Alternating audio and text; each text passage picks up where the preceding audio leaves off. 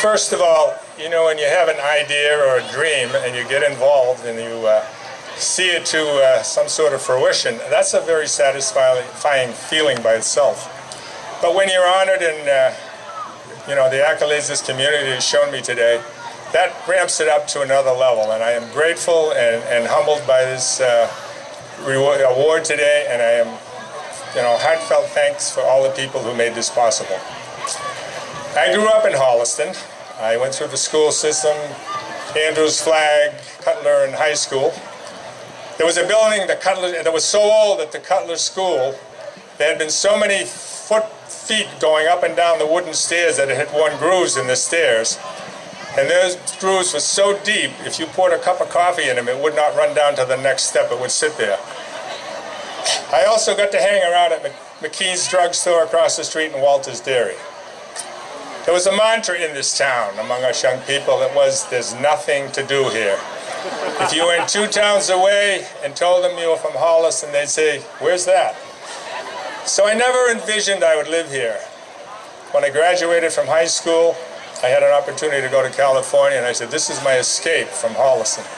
So I went to California. I spent the better part of 3 years out there, traveling around the country some and going to school for a year. In those days, there was something called the draft. And for those of us who qualified, which was quite a few of us, along the way there was a letter that came that said, greeting, you are hereby ordered for induction into the armed forces of the United States. So being someone who believed it was my duty to serve my country, I went into the Army for 2 years. One of those years I spent in the jungles of Vietnam with a radio on my back. When I came back from that experience, I was sick with malaria and pretty well beaten up by it. So I came back to Holliston. One thing led to another. I went back to school in Boston. I got married, bought a little house, had my son Jason, got involved in an excavating business. And one day I said, I guess I'm here in Holliston, in the town I never envisioned being in. So I had to make peace with it. I remembered back when I was 15 years old. I came home from school one day, and there was an old black hearse in the driveway. And it was old enough so I knew it wasn't from Chesmore's. So I went in the house, I said to my father, what's the deal with the hearse? He said, well, he says, this town is growing, he said, and a group of us businessmen, as they were called in those days, decided that the town was ready for an ambulance. So they took that old black hearse, they painted it light blue, they put red letters on the side that said ambulance, they bought a stretcher, a bottle of oxygen, and a few boxes of Band-Aids, put it in the back, and they all volunteered to man it. And that's how the ambulance got started in this town, by volunteers. So I also saw the original track at the base, up at the football field at the high school, be built by someone who organized volunteer contractors, much like myself, to come and dig it out, put gravel in it, and get it ready to pave. So throughout the years, there's been this spirit in Holliston of volunteering. And I've had good mentors. My parents, my siblings have all been involved in the community, in their schools. So I said, it's my turn. About, a while ago, when the rail trail conversation came up, I'm a believer in health and exercise, so I said this would be a good thing to be involved in. If I could help get someone off the couch or go for a walk or take their family out, it would be a good thing.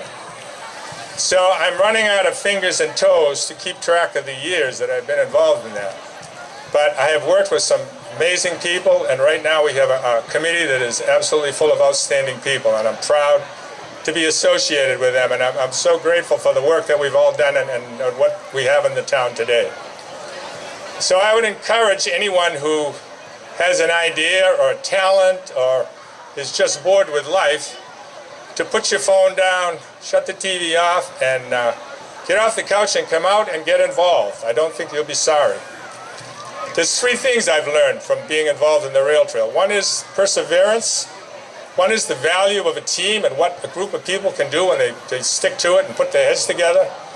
And the third is what I call the gift that keeps on giving, and that is every time I drive by Blair Square and see people on the rail trail, I'm happy to be a part of it. So I also want to acknowledge my family, my friends, my support team, all the people in my life who either give me a kick in the backside when I need it or pick me up when I'm down.